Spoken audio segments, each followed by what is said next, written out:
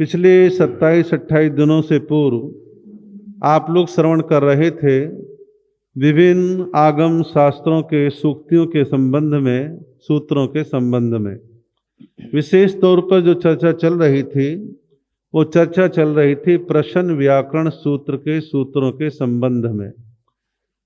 और आगे जो है आगमकार उन्हीं सूत्रों को बतलाते कहते हैं अणुन्नवीय गेन्नियव्वम। इसका अर्थ है दूसरों की कोई भी चीज हो आज्ञा लेकर के ग्रहण करनी चाहिए। दूसरों की चीजों को लेने से पहले सामने वाले की आज्ञा लो। ये सारी बातें किसके संदर्भ में कह रहे हैं? ये कह रहे हैं साधुओं के विषय में। ठीक है, आज जगह जगह जैन स्थानक बन गए हैं, उपाश्रय बन गए हैं, त्यागी भवन बन गए हैं, भिन्न भिन्न नामों के भवन बन गए हैं, लेकिन साधु के लिए तो ये चर्याएं ऐसी हैं सर्वकालिक सर्व स्थानों पर काम आने वाली हैं कि साधु अपनी आदत में शुमार कर ले मैं साधु हूँ और मेरी निगाहों में बहुत तरह के पुद्गल पदार्थ सामग्रियां आएंगी। मेरा नियम है कि मैं किसी वस्तु की चोरी नहीं करूँगा, अतः किसी की कोई वस्तु कहीं पड़ी है तो मैं नहीं उठाऊंगा। इसमें कई चीजें हैं। उदाहरण के तौर पर साधु किसी के मकान में घर में रुका। अब घर में रुका और कमरा रूटीन में गृहस्थों के काम आता है। आज उन्होंने कुछ हिस्सा खाली करके दे दिया है, लेकिन वह शोकेस में चीजें लगी हुई हैं, अलमारियों में चीजें हैं, दराजों में चीजें हैं। अब वहां पर किसी का मोबाइल रखा है, घड़ी रखी है, छोटी मोटी ज्वेलरी रखी है, नगद पैसा रखा है, कुछ भी चीज कीमती है। तो क्या साधु इसको छूता रहे? नहीं, साधु केवल लेटने बैठने के अपने स्थान का उपयोग करे। गृहस्थी का मकान है, सैकड़ों चीजें हो सकती हैं, तो उस पर दृष्टिपात भी ना करे। उधर अपने लगाव को मोह को बिल्कुल भी ना लगाए। और जैन साधु की ये प्रामाणिकता ही आज भी पूजनीय बनाए हुए है। तभी लोग दिल खोल के कहते साहब हमारे मकान में रुक जाइए, कोई दिक्कत नहीं, हमारा मकान हाजिर है। किस लिए?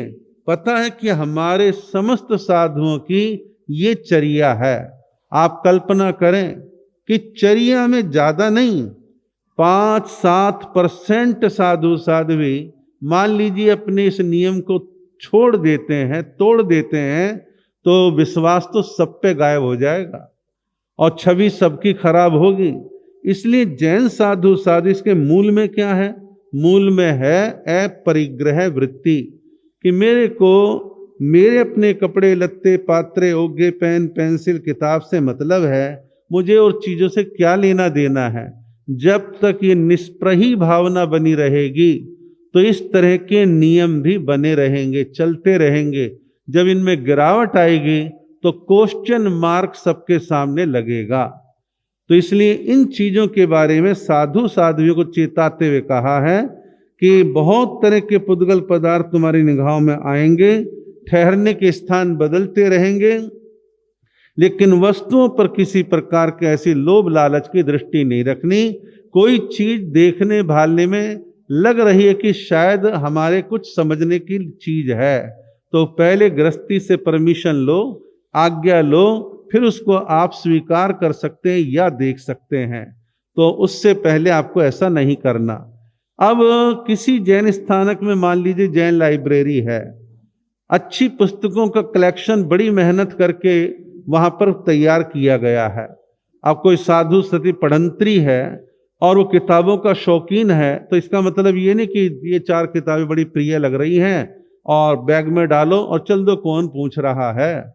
पूछे या ना पूछे वहां के सेक्रेटरी, वहां के प्रधान, और नहीं तो स्थानक के कर्मचारी की नॉलेज में डाले कि भाई किताब लेके जा रहे हैं, पढ़ के वापसी भेजेंगे, आप ध्यान रखना हम लेके जा रहे हैं। तो एक व्यवहार है, उस व्यवहार का पालन अच्छे से होना चाहिए, अन्यथा इमेज तो फिर सबकी खराब हो सकती है। आगे कहा है अपरिग्रह संवरणम लोगम्मी विहर्यवम। अपने को अपरिग्रह भावना से संवृत कर लोक में विचरण करना चाहिए। अपने को अपरिग्रह की भावना से संवृत कहते हैं कंट्रोल करना, रोकना, विचरण करना चाहिए अपरिग्रह की भावना से।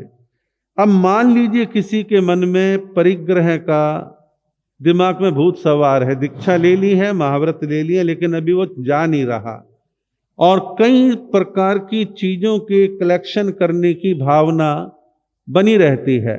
ये भी ले लूं, वो भी ले लूं, इससे भी ले लूं, उससे भी ले लूं, और इकट्ठा कर लूं, बांध के रख दूं, फिर मंगा लूंगा, फिर कर लूंगा।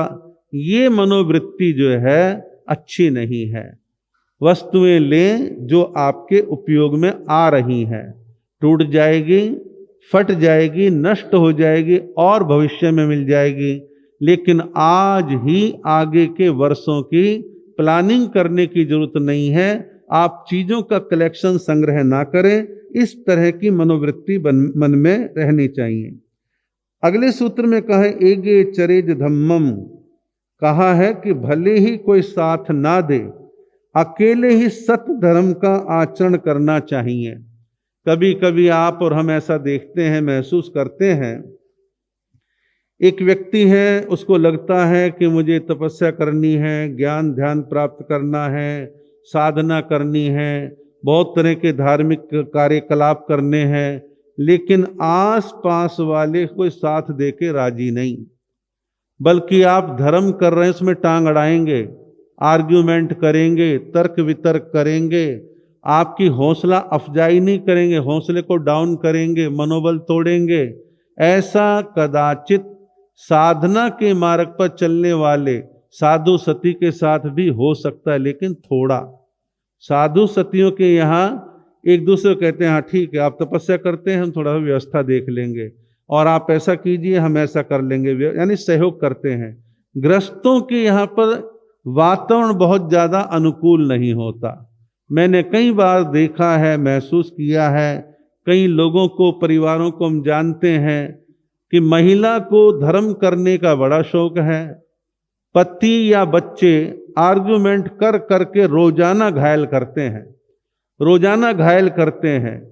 कुछ ही घर ऐसे भी होते हैं जो कहते हैं, देखो जी, हमसे तो ना तपस्या होती, ना प्रवचन में जाया जाता, ना हम स्वाध्याय करते, तुम्हें अच्छा शौक है, ऑटो करके चले जाओ, पैसे ले लो, ड्राइवर खड़ा है, ड्राइवर ले जाओ, हम छोड़ के आ जाएंगे, हम अंदर भी नहीं जाएंगे, लेकिन आपके धर्म करने टांग भी नहीं अड़ाएंगे। और बहुत से तो बढ़िया बढ़िया वाली टांग अड़ाते हैं, धमकी तक देते हैं, कलेश का कारण तक बना देते हैं। लेकिन मैं ऐसा समझता हूँ, किसी के धर्म करने में अंतराय डालना कर्म बंधन का कारण है। हम किसी के मनोबल को ना तोड़ें।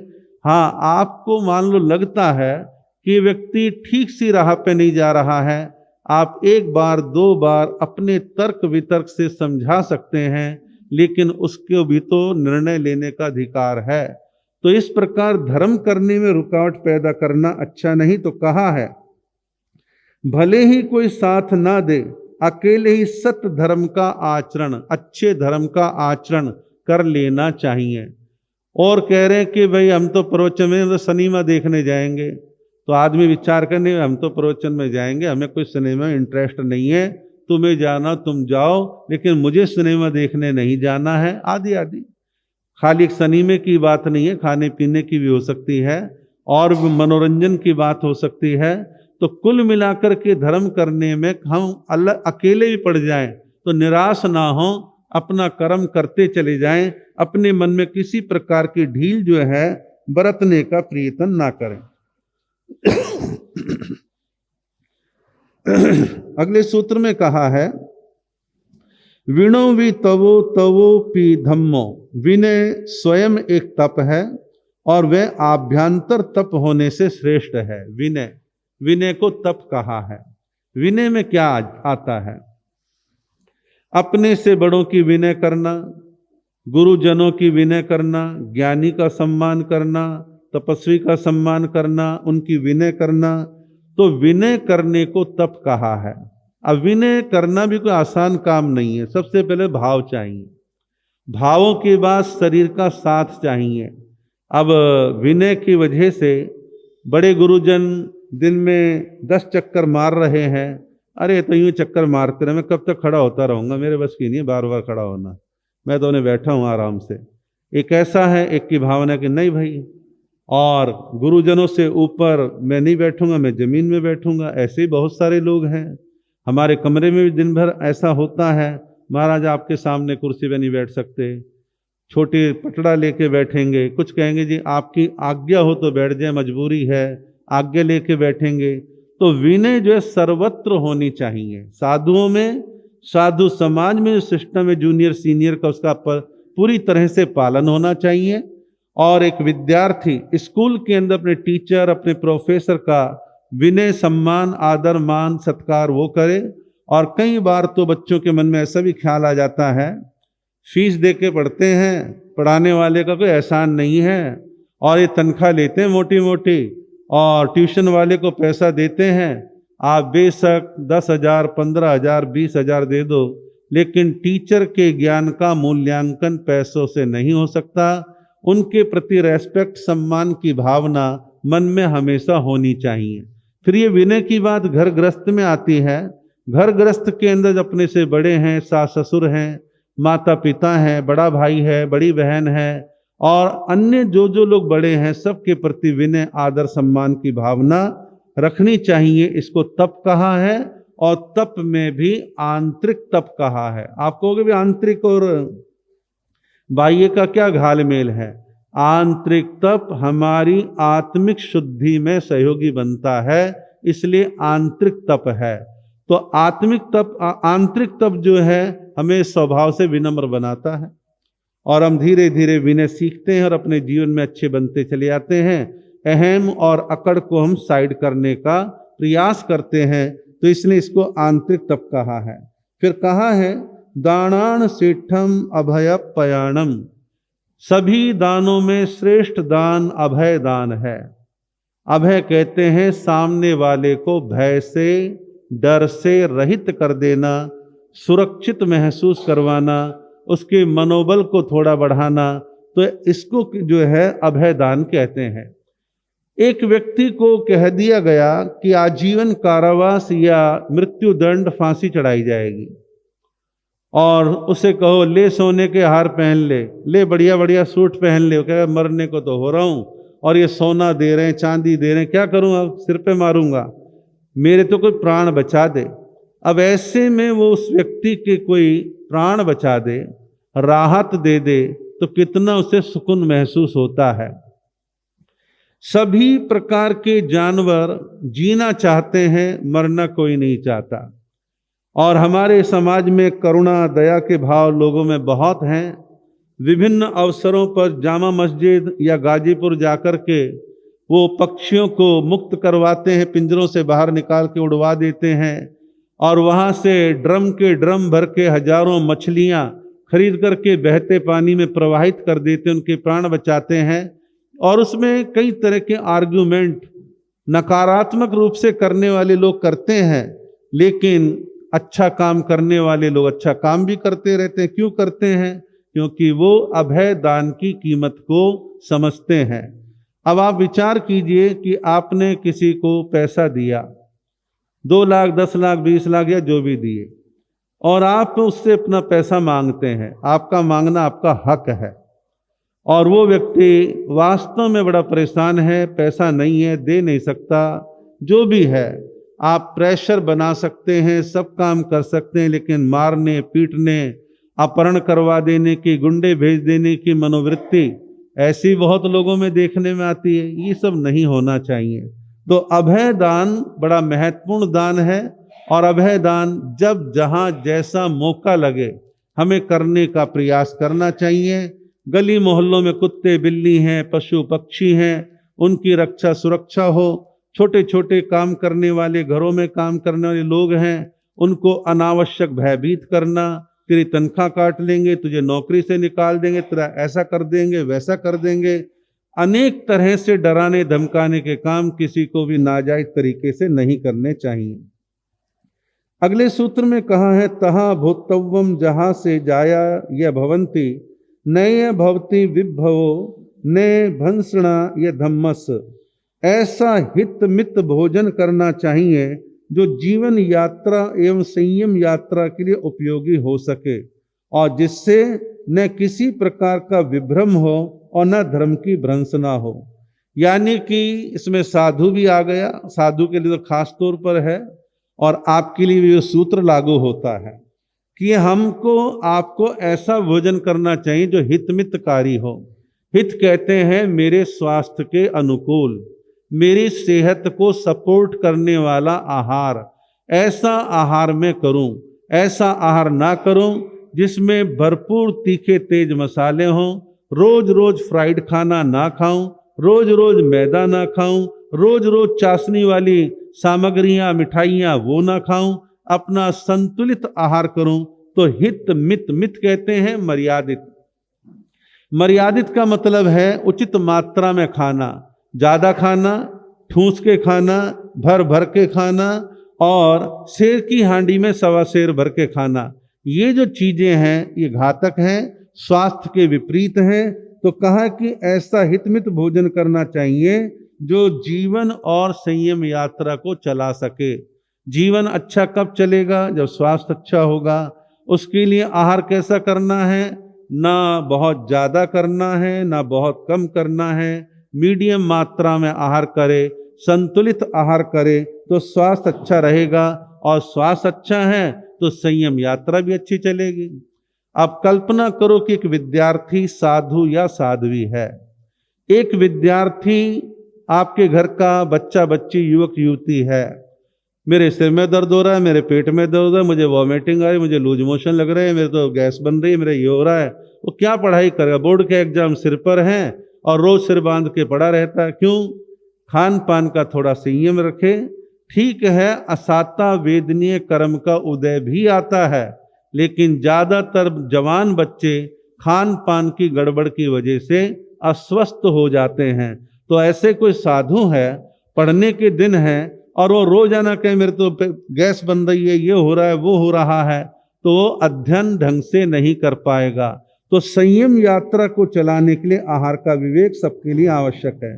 फिर कहा ऐसा आहार करे जिससे विभ्रम और धर्म की भ्रंशना ना हो। विभ्रम ना हो। अब मान लो कोई रोजाना तामसिक पदार्थ खाता है, हैवी खाना रोजाना खाता है, तो उसको विभ्रम हो सकता है। विभ्रम का अभिप्राय ये है उसका मस्तिष्क जो है अपना संतुलन खो सकता है। और धर्म की भ्रंशना, भ्रंशना निंदा, धर्म की निंदा भी ना हो। अब मान लो कोई ऐसी चीज खाई जा रही है जो आलोचना का कारण है, या ऐसी चीज पी जा रही है जो आलोचना का कारण है, तो ऐसी चीजों से क्या होगा? धर्म की आलोचना होगी। देखो फला फला धार्मिक साधु साध्वी गृहस्थी श्रावक श्राविका ऐसा खा रहे, वैसा पी रहे, यूं कर रहे, वो कर रहे, तो वो उचित नहीं है। तो इन चीजों का ध्यान विशेष तौर पर रखना चाहिए। अगले सूत्र में कहा समय ये जे सब पाण भूतेषु सेहु समणे। जो समस्त प्राणियों के प्रति संभाव रखता है वस्तुतः वही श्रवण है। श्रवण कहते हैं साधु को, और कहा वस्तुतः वही श्रवण है, यानी वास्तव में वही साधु है। कौन? जो सबके प्रति समभाव रखता है, समस्त प्राणियों के प्रति। समस्त प्राणी क्या है? आदमी कई कैटेगरी बनाता है, ये मेरे लोग हैं, मेरे गोत्र के लोग हैं, मेरे जाति के लोग हैं, ये तो मेरे हैं, बाकी दुश्मन हैं, इनको मार दो, काट दो, कुछ भी कर दो। ऐसा कई बार ख्याल, ये फला जाति के हैं, फला धर्म के हैं, फला वर्ग के हैं, फला देश के हैं। ऐसा वर्गीकरण इंसान खूब करता है, जो करना नहीं चाहिए। साधु को तो खास तौर पर नहीं करना चाहिए। फिर इसके बाद हमारे यहाँ तो बहुत चीजें खोल दी गई हैं।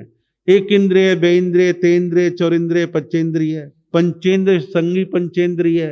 तो हमारे को समस्त प्राणियों के प्रति समभाव रखना है, समानता का भाव रखना है, कि ये नहीं कि मनुष्यों को तो बचा लेता हूँ, चींटी को मार देता हूँ, मकोड़े को मार देता हूँ। नहीं, कोई किसी भी प्रकार का जीव जंतु हो उसके मारने के प्रति कोई मन में क्रूरता का भाव नहीं आए।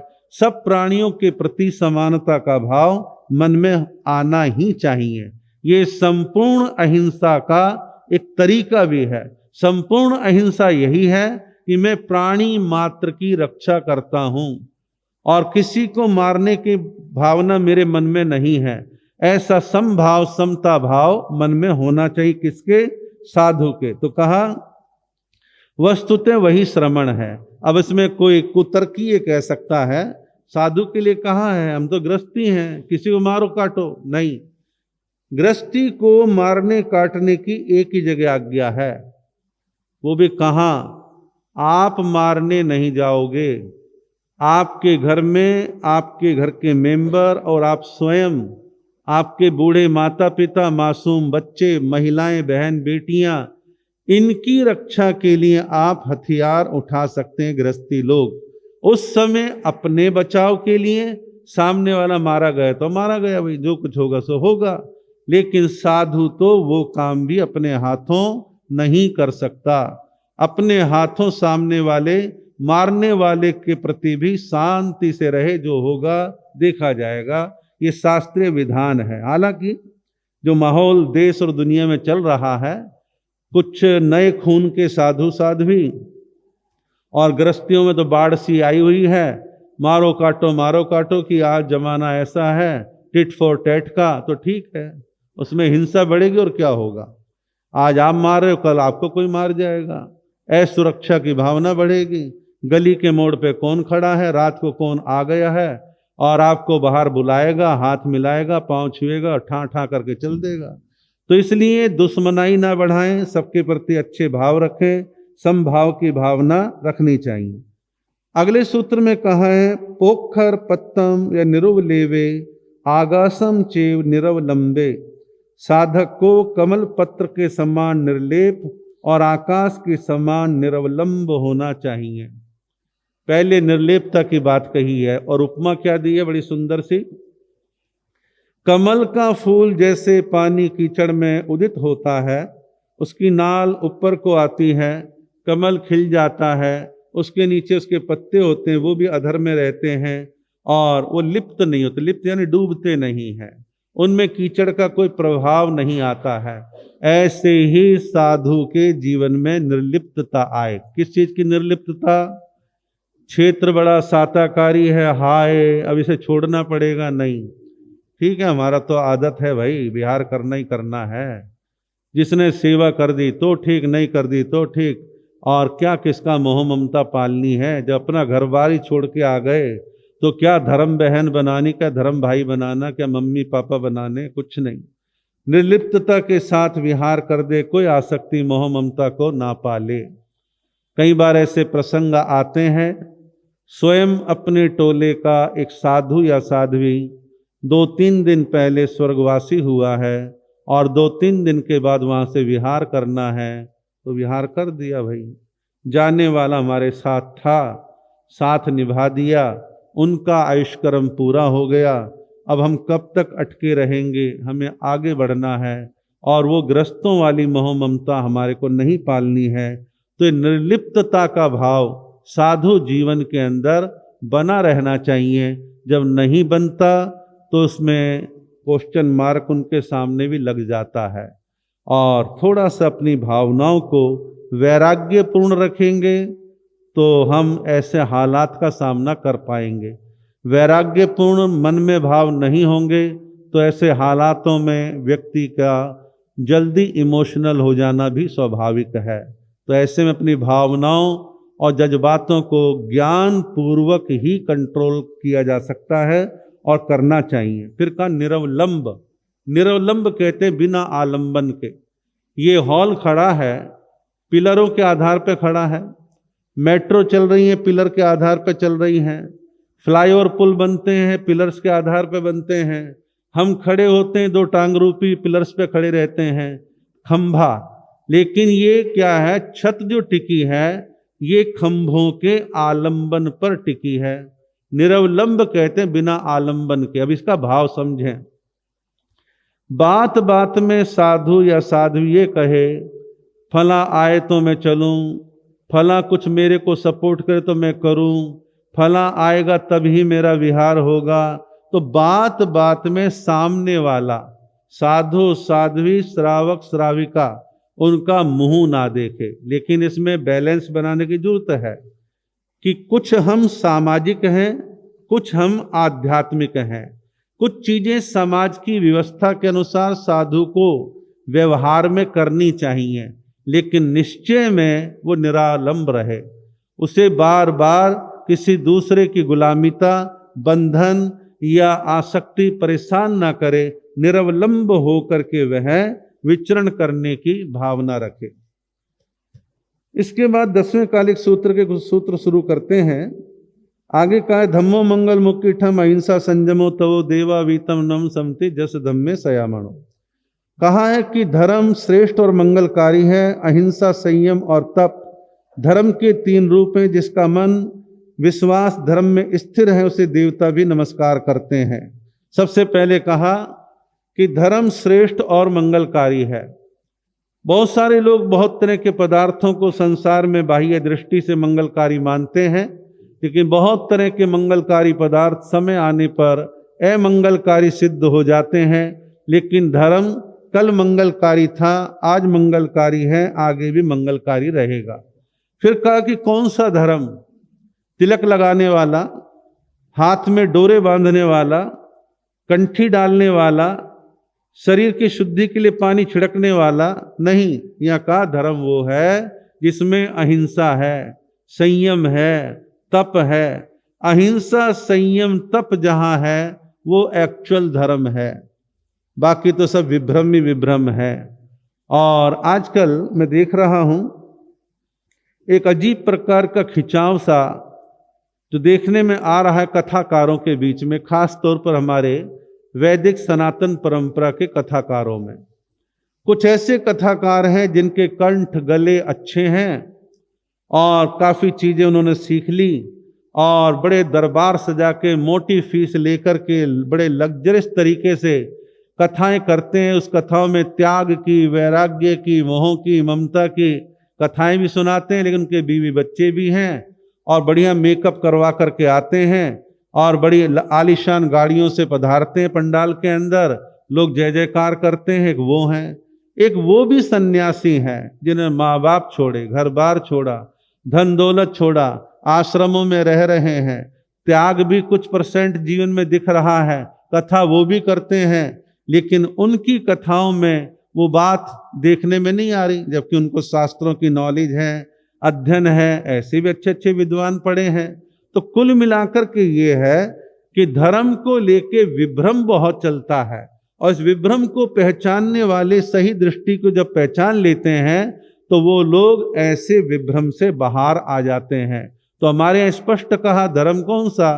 जो धर्म में अहिंसा है, संयम है और तप है, उसको कहा है। फिर कहा है कि जो ऐसे धर्म के मार्ग पर चलता है तो देवी देवता भी उनके चरणों में नमन करते हैं, सत्कार करते हैं, सम्मान करते हैं। ऐसा इसका टोटल गाथा का भाव है। आगे का विहंगा में पुप्फेसु दान भत्ते सणे रया कि श्रमण भिक्षु ग्रस्त से उसी प्रकार दान स्वरूप भिक्षा ले जिस प्रकार भ्रमर पुष्पों से रस लेता है। भंवरे को आपने कई बार बगीचों में, उद्यानों में देखा है, कभी इधर कभी इधर, कभी इधर, कभी फूल, कभी पत्ते, कभी परागकणों पर, कहीं कहीं अलग अलग स्थानों पर वो जाता है, बैठता है, मकरंद लेता है, परागकण लेता है और अपनी प्रक्रिया चला करके रखता है। लेकिन उससे किसी भी पेड़ पौधे, फूल, पत्ती की सेहत खराब नहीं होती, वो थोड़ा थोड़ा ले रहा है। ऐसे ही साधु के लिए कहा है कि वे भंवरे की तरह, मधुमक्खी की तरह थोड़ा थोड़ा आहार अनेक घरों से गोचरी के रूप में ले।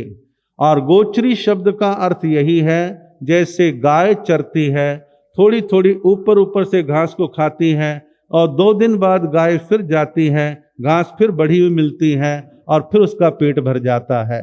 साधु एक ही जगह से पतीला उजवा करके, पात्रा भर करके आहार ना लाए।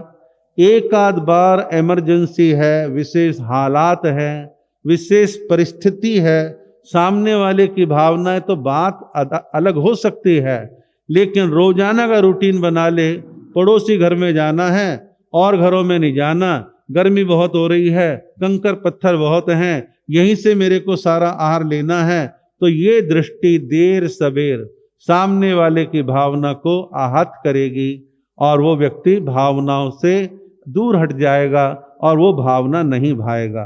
तो साधु को, साध्वी को गोचरी ग्रहण करने की भावना बना के रखनी है। आगे कहा वयम च वित्तिम लब्धामो नैये कोई ओहम मई। हम जीवन उपयोगी आवश्यकताओं की इस प्रकार पूर्ति करें कि किसी को कुछ कष्ट ना हो। यानी साधु साध्वी के लिए कहा है जीवन उपयोगी आवश्यकताओं की पूर्ति तो करें लेकिन सामने वाले को कष्ट ना हो। पहली बात तो गोचरी की ही आ गई, फिर कपड़े की बात आती है। तो कपड़ा हमारे यहाँ पे क्या सिस्टम है, चातुर्मास से पहले 8 महीने के दौरान लोग बाग विनती करते हैं, साधु साध्वी कपड़ा ले लेते हैं। लेकिन कपड़े के लिए एक कोई कह देना भाई ये 2-4 थान ले आना, भाई तुमने तो जबान हिला दी, सामने वाले का हालात देखो, परिस्थिति देखो, भावना देखो, और आपने ऐसे कैसे कह दिया। आप उसी चीज को 5 लोगों में डिवाइड कर सकते हो, थोड़ा थोड़ा ले सकते हो, कईयों को लाभ दे सकते हो। दवाई है, अब दवाई क्या जरूरी है कि हर महीने फला व्यक्ति ही ला के देगा। आप आदमी बदलते रहें, लोगों को देखते रहें, कोई सेवा पूछ रहा है तो बतला दीजिए।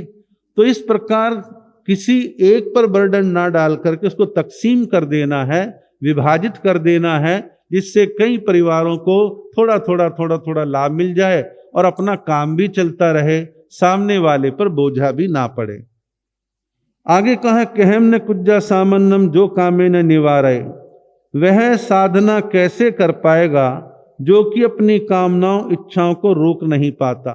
कामना इच्छा, कामनाएं नित्य नवीन पैदा होती हैं, आज ये कल वो, ये लाना वो लाना, ये नहीं वो वाली लाना, वो वाली नहीं वो वाली बहुत अच्छी है। इस प्रकार की चॉइसों की फहरिस्त को जितना जल्दी ध्वस्त कर दे उतना साता में रहेगा। बारंबार चॉइसें, हर बार चॉइसें ये अच्छी नहीं होती हैं, घातक रहती हैं। साधु हो साध्वी हो, इस प्रकार की मनोवृत्ति उचित नहीं है। हम भी समाज में रहते हैं, आप भी समाज में रहते हैं, जो ज्यादा चॉइसें पालते हैं उनकी चर्चाएं भी होती हैं, हमारे भी कानों में आती हैं। तो ये बहुत ज्यादा चॉइस पालना किसी भी दृष्टि से अच्छा नहीं है। आगे कहा है अच्छंदा जेने भुंजंती ने से चाइती उच्चई। जो पराधीनता के कारण विषयों का उपभोग नहीं कर पाते उन्हें त्यागी नहीं कहा जा सकता। पराधीनता की वजह से ग्रहण नहीं कर पाते तो उनको त्यागी नहीं कहा जाता। उदाहरण के तौर पर किसी को बीपी हाई रहता है, वो कह रहा है नमक का त्याग कर रहा हूं या नमक कम कर रहा हूं, तो आपने बीमारी की वजह से त्याग किया, आपने अपनी इच्छा से त्याग नहीं किया। डॉक्टर ने कहा शुगर बहुत बढ़ गई है, मीठा छोड़ना है, तो मीठा छोड़ना पड़ेगा। एक है त्याग की दृष्टि से, कोई बीमारी नहीं है फिर भी मैं छोड़ रहा हूं, फला तिथि फला वार, इन 15 दिनों में एक पक्ष से दूसरे पक्ष तक मैं घी का, मक्खन का, तले फले का त्याग कर रहा हूं, तो वो त्याग है। तो जीवन में त्याग की वृत्ति में मजबूरी ना आए, अंदर से सहज रूप से त्याग होता रहे, चाहे वो थोड़ा हो लेकिन अंदर से बनता रहे तो ज्यादा अच्छा है। मजबूरी के त्याग तो डॉक्टर करवा ही देंगे, और चेतावनियां डॉक्टरों की थोड़ी सी बढ़िया वाली होती हैं तो आदमी को संभलना पड़ता है। नहीं संभले तो वो कहते हुए हॉस्पिटल बहुत हैं और डॉक्टर बहुत अच्छे आगे वाले भी तैयार बैठे हैं। पहला राउंड तो जनरल फिजिशियन का है, फिर स्पेशलिस्ट का है, फिर सर्जनों का है। तो इस प्रकार कुल मिलाके कि व्यक्ति इसमें गृहस्थी हो, साधु हो, वो अपनी इच्छाओं से त्याग करता रहे। एक गाथा कहकर अपनी बात को पूरा करता हूं। जे कंते पिए भोय लद्धे पिट्ठी को वही, साइणे चये भोय से हु चाहते उच्चई। जो मनोहर और प्रिय भोगों के उपलब्ध होने पर भी स्वाधीनता पूर्वक उन्हें पीठ दिखा देता है, त्याग देता है, वस्तुतः वही त्यागी है। डाइनिंग टेबल पर, आपके हिसाब से कह रहा हूं, डाइनिंग टेबल पर डोंगे भरे पड़े हैं, कैसरोल भरे पड़े हैं, एक से एक बढ़िया पदार्थ हैं। आपको पता है कि मेरा पेट क्या कहता है, मेरा स्वास्थ्य क्या कहता है, और आपने अपनी इच्छा से कहा नहीं भाई हमारा तो इन चीज़ों का त्याग है। बेशक सामने रखे हैं, सामने वाला मनुहार कर रहा है, प्रेशर दे रहा, थोड़ा सा तो ले लो, आज तो ले लो, लेकिन आप कहते नहीं भाई मेरा त्याग है, मैं नहीं खाता, तो नहीं खाता तो नहीं खाता। आपने स्वयं अपनी इच्छा से त्याग किया तो वास्तविक त्याग उसको कहा है। तो कहा कि सब कुछ चीजें भोग के साधन सामने होते हुए उनको त्याग देना। जैसे टोले बड़े होते हैं, 5, 6, 7, 8 ठाणे होते हैं, तो उसमें पात्र में आहार तो सबके हिसाब से आएगा। अब मान लो उनमें से 2 या 3 व्यक्तियों को कोई खास चीज़ों का त्याग है और चीज़ें सामने आई हुई हैं, तो कहते भी ठीक है, हमारा त्याग है, हमें नहीं लेना तो नहीं लेना है, और या ये चीज़ मुझे नुकसान करती है, नहीं लेनी तो नहीं लेनी है। तो होते सोते चीज़ का त्याग कर देना वो वास्तव में सही मायनों में त्याग कहा गया है। आपका समय हो रहा।